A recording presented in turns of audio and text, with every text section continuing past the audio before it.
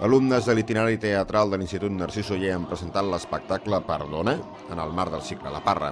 En aquest espectacle, produït íntegrament pels mateixos alumnes, es pretén fer un homenatge a l'humor surrealista dels britànics Monty Python, recuperant esquetxos d'aquests emesos per la BBC entre el 1969 i el 1974, en què els humoristes sintetitzen la realitat quotidiana amb un toc de crítica social i política amb l'absurd com a fil conductor.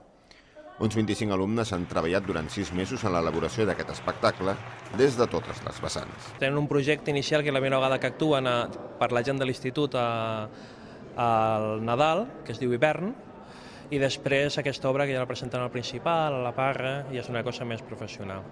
I ja quan passen al curs següent, a quart E, ja munten un musical.